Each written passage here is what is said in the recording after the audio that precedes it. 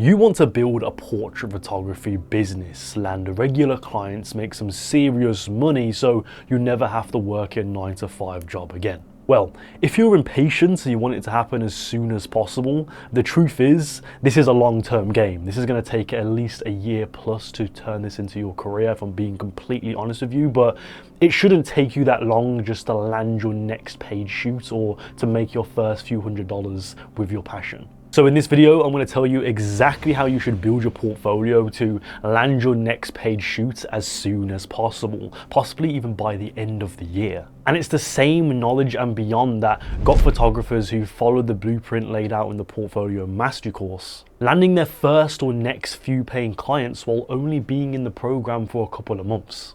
And you can join them along the journey and make the serious progress they're making in the top link below if you're interested. Step 1. Your social media. First things first, make an Instagram account. Like, I know too many photographers that want to turn this into their business and make this like their career, but they don't have any Instagram page, or if they do have an Instagram, it's just so random. Like, it has their bio is like fashion photographer, portrait photographer, but they have like 1 or 2 posts and it's nothing to do with even fashion, and they have no link in bio, no CTA or anything like that, and it's like it's not really an actual Instagram account. One quick tip that I can give you: make your main Instagram account your photography account, because you can make a separate photography account and have it as a second account, and you have your personal account, but to be honest with you, if you do that, you're rarely going to use your second account. You're not going to really use it that much because it's like an afterthought. Like, I have multiple Instagram accounts and I'm always on my main one, which is my photography account with the most followers, and that's where I post all my stuff on there. You can really mix in your personal account with your photography account. Like my account, for example, I still sometimes post selfies on my Instagram story or what I'm doing on my Instagram story, even on my professional account. Like, it's not this like you have to, if you have a professional account, you can't post anything that isn't to do with your photography. Like, it's actually better if you have an Instagram account, like a photography Instagram account, that's also kind of personal to you and shows off your lifestyle, because I'll talk about this later on in the video, but it creates that personal connection and that trust between you and a potential client and the audience, because it makes you look like a real person. Because social media presence is essential in 2025 and in 2026 and beyond, because most people are going to discover you through Instagram, through social media. And if you don't have those things, like, how are you going to get discovered? Obviously, you can do cold outreaching. I would definitely recommend you do that, but you will get a lot of inquiries. And I have gotten myself a lot of inquiries through Instagram alone, like even if it's not like through a DM, but them finding my Instagram account, finding my work through the algorithm or something like that, and then looking at my website, my portfolio, and then being like, oh, I want to hire this person for a shoot. And I think you're just missing out big time if you don't have one. I'm not telling you to like be on there 24/7 and like be always active on social media, but what I'm saying is like having an account with like your photos on there, posting on your story, doing something. Like, I would definitely highly recommend you to really get on social media, because I know there's a lot of celebrity, or not quote unquote celebrities, like there are celebrities and big photographers and filmmakers out there that don't have social media. You can probably name a good amount of actors, for example, that are really like established veteran actors or anything like that, or veteran celebrities that don't have social media. But that doesn't mean that you don't have social media because of that, if that makes any sense. It's like, they don't have social media because they don't need social media. They're already established, they're already famous, they've already won awards. They don't need social media to promote their branding, but you do. You're not Denzel Washington, you're not David Bailey if you're talking about photographers. Like, you need a social media page. I don't care what you say. Good luck thinking that you're going to be making a big business out of having no social media account and no website. You just have you and like your word of mouth. Like, no, you're just starting out. You're a beginner. Who do you think you are? You're a beginner. You need a social media presence. And another tip that I can give you: when you have a social media account, which you should be posting on, you don't have to just post photos. Like, you don't have to only just post photos that you've done. You could post videos, BTS, even like quotes and things that you've learned from your photography. Like, you're literally almost documenting your journey, so to say. Like, I've been trying to do this more often recently, where I'm putting in my captions of my photos and being like, oh, I learnt this from this photo shoot, I learnt that, I learnt this. I also post a lot of BTS stuff, I post a lot of montage reels, like montage photos and B-roll from the photo shoots that I've done, so you can see how I'm posting multiple pieces of content from just one photo shoot, not just like a one photo post, but I'm able to make like sometimes up to 6 pieces of content from a single photo shoot. And it creates that illusion that you're actually shooting much more than you actually are. Even though you only did that one photo shoot, it almost looks like you're super active. And yeah, when you're diversifying, if that's the word, if you're diversifying and increasing the range of content that you produce, and it's not just the photos from the photo shoots, again, you're creating that connection, that trust with your audience and the potential clients right there, because it shows that you're a real person. You're not just a robot that takes photos and posts them without a caption, but you're someone who has a personality. You're someone that you can actually work with, because I've found that a lot of people, they can get jobs not even from their skill and their talents, but from their personality. Like, if you're a pleasant person to work with, people are going to want to hire you. Like with me, if I'm on set of any other clients, or even if I'm not the photographer in particular, but I'm an assistant, I'm a gaffer, whatever, I want to give a good first impression. I'm always like go getting, if that makes any sense, like social. I'm very much like out there, very much trying to be friendly with everyone, getting to know everyone, trying to build that actual connection with people and being a pleasant person to work with. And I think because I am that pleasant person to work with, I've been hired multiple times. And a good way to show that you're actually a pleasant person to work with, posting some BTS from your photo shoots is one of the things that you can do. I would definitely recommend you do this. I've been doing this a little bit in my reels on my Instagram, but I want to start doing this more, where I always get BTS for all my photo shoots, like all the time, but I want to try and get BTS of like just hearing the audio, like me speaking to the model, how I communicate. I've seen a lot of photographers do this recently, and even videographers too that do this, where they get BTS and they have them mic'd up and you can hear it's like a vlogger essentially, and you can see how they communicate with the clients, how they work with the model, etc. And that could be a really good thing. I'm gonna start doing this more now, and on my next photo shoot I'm gonna do this. And if you follow my Instagram, you can see in the link below if you want to check my Instagram out. I'm gonna start doing this more, where I'm actually almost vlogging my photo shoot experience and see how I interact with people. And speaking of social media, one thing you want to funnel them to is your website. You need to have a website as a portrait or fashion photographer, especially when you want to make this a business and actually make money from this. You need a website. Like, I don't really take businesses seriously when they don't have some sort of website or portfolio to look at apart from away from their Instagram or social media. Like, any business, it doesn't have to be photography related, it could be anything else. You need a website. How much does a website cost? A Squarespace subscription is like $20 a month. Like, you're not willing to put $20 a month to make a portfolio that can turn this into a full-time business? Like, come on. A website is a great way to show off your portfolio. You can customize it the way you want. It's not like Instagram where it's just like a grid, but you can make it as customizable as possible. You can have a specific page for your about page where you can describe yourself. You have a contact page. Like, it's way more professional.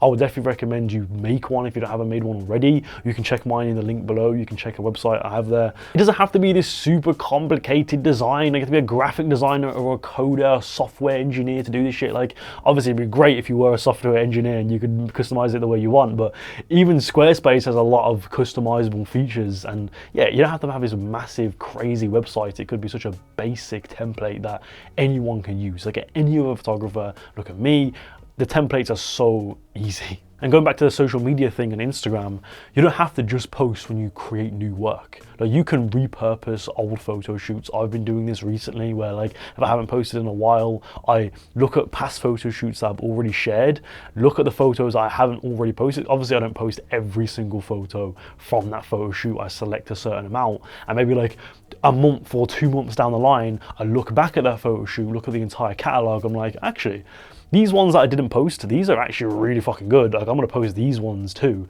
and then you post them too. I don't think that, I couldn't show that off because I didn't post it originally. Like, no, you can just show it off and repost it again. People don't really care. Like, it's not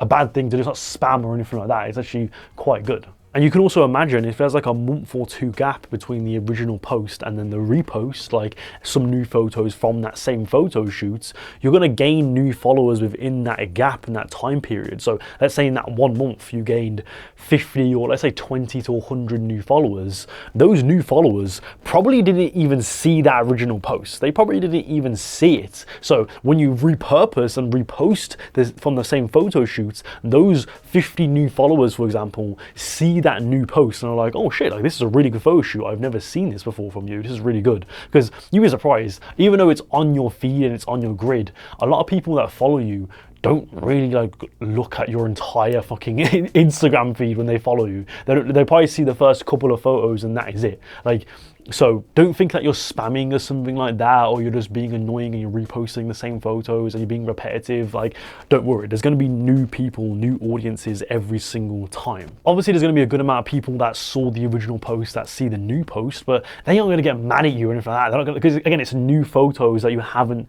shown off. So technically they are new photos. And they're not new to you, but they're new to the audience and to the public because you haven't shown them before. And if you're stuck with how to properly navigate your social media, get more views, therefore get more leads and potential clients messaging you for paid shoots, the Portfolio Mastery course in the top link below, there's a specific module in there called the Social Media Mastermind where I go over everything there is to do about my social media marketing, the way I approach my social media, how do I post my photos, when do I post, my schedule, etc. Even stuff like how do I edit my montage reels that I do make. So I give you like a little editing tutorial. That module right there, which is about, I don't know how many videos, I think there's about 6 videos in there. That's already like 45 minutes in itself. So make sure to click the top link below so you can finally see the most traction on your social media page than ever. Step 2, quantity. When you are a beginner portrait photographer, or even if you're not a beginner completely, but you want to have a fresh start or a brand new portfolio, quantity is key.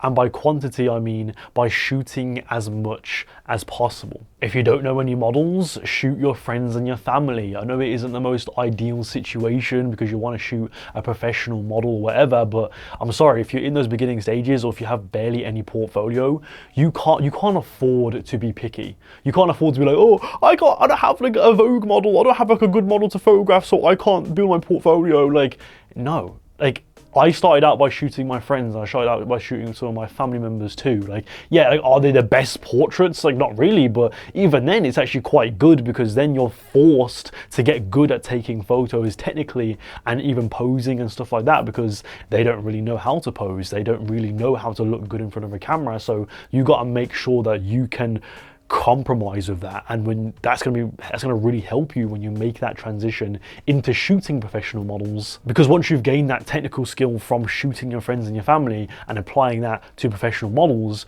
you're going to be creating amazing work. And no matter who you're photographing, you need to make sure to ask yourself, how can you curate this photo shoot to attract a potential client? And when you start shooting as much as possible, you're shooting every week, every other week, whatever it is, you not only gain the experience, and obviously gain experience meaning you're gonna become better, like posing and lighting or whatever it is, and composition skills, etc. But you're also gonna start to understand what you truly want to start shooting as a portrait photographer. Because the key to landing regular clients and turning this into your business is by niching down. You need to have a niche. Is it gonna be fashion? Is it going to be more commercialized stuff? Is it going to be ad campaigns for brands? Is it going to be more headshot style, more portrait, personal based photos? We'll cover this in more detail in step 3 though. Because it's not just about how you can create cool photos, but it's about how can you create photos that clients want to see. Like, put yourself in the client's shoes for a second. If they're trying to look for a very specific type of style of shooting,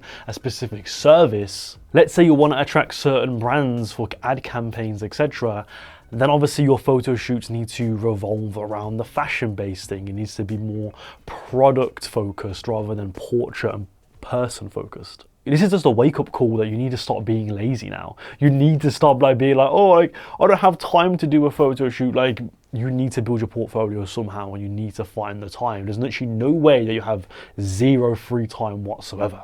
And you're probably procrastinating because you don't exactly know what to do, and you're, if you're being honest, a bit lazy to find out what you actually want to do. You know what I mean? You can't be asked to do a bunch of research of like, how do I build my portfolio? How do I niche down or anything like that? That's completely fine. That's where the Portfolio Mastery course comes into play. That is a clear step-by-step guide to building up a profitable portrait photography business from the ground up. You could have zero portfolio right now. I'll tell you exactly how to build your portfolio from zero photos, from one photo shoot, whatever it is. Even if you're more intermediate where you've landed a few clients in the past but want to make this your full-time career, I'll tell you the action steps that you need to take to get to that next level. This is going to help you make the most progress, not only technically but also financially.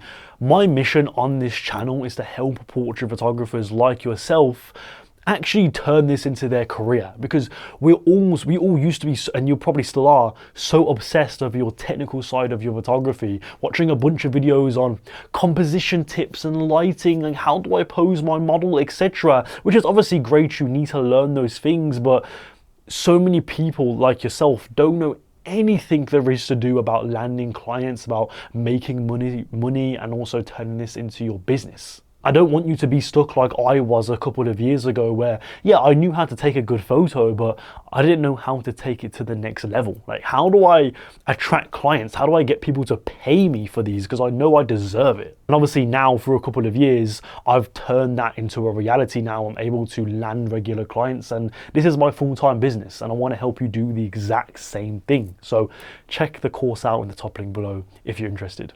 And lastly, step 3, niche down. I know you're really proud about that amazing landscape shots that you took on the beach or this really cool street photography photo, but no one gives a shit. I'm sorry. I was speaking to one of the photographers on my program, by the way, top link below, you can check it out. And he wants to go into headshot photography, like portrait photography, like very heavily focused on the model or on the people, the models, or whatever, the subjects, or portrait-based photography. And I told him, yes, you want to do that, you have to market yourself as only that thing now. If that is what you truly want to do, it's what you truly want to get into, you need to start completely changing up your branding, being like, I'm a headshot portrait photographer, I do creative headshots for artists, for creatives. That's what he said, he wanted to do specific headshots for specific type of people, not just anyone, but for more artists and creatives and musicians, etc. So I told him obviously he needs to niche down into that now and only show work that is related to that style of shooting. I don't want you to have some random landscape photo on there or some random beach photo on there just because you thought the photo was pretty. Because I think a lot of photographers make this mistake. It's the sort of mistake I used to make, is that you've taken some really good photos in a completely different genre. Let's say it is landscape photography. You took this really nice golden hour shot on the beach or in the city or whatever it is, and you're so proud of that photo. Maybe you even printed it on your wall, but then you think that you need to show it off on your portfolio, on your Instagram or on your website or whatever. Like, no, you don't. All it does, it serves as a distraction from what you truly want your clients to see. Clients don't care about that pretty photo that you took of that beautiful landscape. No one gives a shit. Like, other photographers might look at that and be like, that's pretty cool, that's amazing, comment on it, etc., but and boost your ego a little bit. But people that actually will pay your bills and give you money in exchange for your photography don't give a shit about that stuff. They're looking at what this type of services they're looking for. So if they're looking for headshot photography, they don't give a shit about his landscape photo. They want to look at his headshot photography. You can tell what I'm trying to say here, but you want to niche down even within the genre of portrait photography. So then not just doing portrait photography in general, taking pictures of people, but also, is it going to be specifically fashion based? Like, are you going to add campaigns for brands? Or is it going to be the photographer, like I mentioned, which is more headshot based, more portrait based? Like, you have to find out what you want to shoot now. That's why I said in the last point about quantity, doing as much as possible, because you're going to be able to find out what you truly want to get into as soon as possible because you're doing so much. Like, I found out that it took me a decent amount of time to find out that I wanted to get into shooting for brands and that sort of thing. But it would have taken me way longer if I wasn't gonna do a bunch of photo shoots and test it out. I did so many different types of shooting. I did stuff where it was like more fashion based, where it was very heavily focused on the products that I'm trying to sell, like spec ads and stuff like that. I was doing more portrait based stuff, which is very heavily based on like the model or the person, not really the outfit or anything like that. And I found that I prefer the fashion thing. I prefer going into ad campaigns. I've been booked for ad campaigns because of that. So an action step that I can give you to make this as clear as possible for you: find your ideal clients. Write it down. Think about, what does that person look like? Maybe even their age. Like, what career are they into? Are they entrepreneurs? Are they artists, like musicians and performers, etc.? Are they business owners of clothing brands or whatever it is? Like, write it down and look at, okay, also write down and think about what type of photography would they want if they were to hire a photographer. And then from then on, all of your photo shoots need to appeal to this client. It needs to appeal to that type of clients. But you don't want that ideal client to look at your photos and be like, this is nothing to do with what I want. Like, what is this? Why is there a landscape photo on there? Why is there like some photos from a concert or something like that? Like, no one gives a shit about that. And yes, it might take a while for you to find out what your ideal client is. It took me like a year to find it out. It could take much less for you, whatever, it doesn't matter. Everyone's different. But once you found that, stick to it as much as possible. Please, like, do not try to navigate to other things because you want to land more clients. It does not work like that. Ever since I found that clients, I did what you were meant to do. All the projects that I did from then on, that I did show off on my portfolio, my personal projects, my paid projects, etc., all aligned to that vision. It all aligned to that specific type of clients that I'm trying to attract. And I've been able to land the same types of jobs that I was looking for. I'm actually able to work with clients that I'm trying to attract. So, like, that's a bit surprising there, right? Like, it's really obvious if you just niche down your portfolio and only show the type of work that will attract a certain client, you will only attract that certain clients. It even goes down to stuff like the specific type of lighting that you use, the color palettes, the types of models that you like to use, the styling. Like, it's really about niching down as much as possible. Again, because you are a beginner or you're intermediate or whatever, it's not like a lot of pressure to try and niche down like crazy amount, because you're still trying to find yourself as a photographer. That is why the quantity phase of you doing as much as possible is going to be extremely important. But you want to make sure that you're trying to find that certain lighting style that you like to go for, your location choices. Are you a studio photographer? Are you an outdoor photographer? Are you both? How can you keep your style consistent when you're doing outdoor and studio photography? There's loads of things that you can look into, and that is the beauty of portrait and fashion photography, is that your style is heavily influenced by these little things. Like, it's not just, oh, your lighting and your color grading, but it's literally everything, and you can really experiment and be as creative as possible. And I want to help photographers get on the right path to finally turn this into their business. Like I mentioned earlier, you're way too obsessed over the technical side of your photography. You're too obsessed with compositions, lighting, etc. when, yeah, again, that is very important, but you need to learn about the business side. How can you navigate your portfolio? How do you niche down properly? How do you build your portfolio the right way? Networking, even stuff like pricing once you get inquiries. I want you to start by making serious financial progress now. It's not just about making technical progress, like, my photos have gotten so much better, but you're still broke.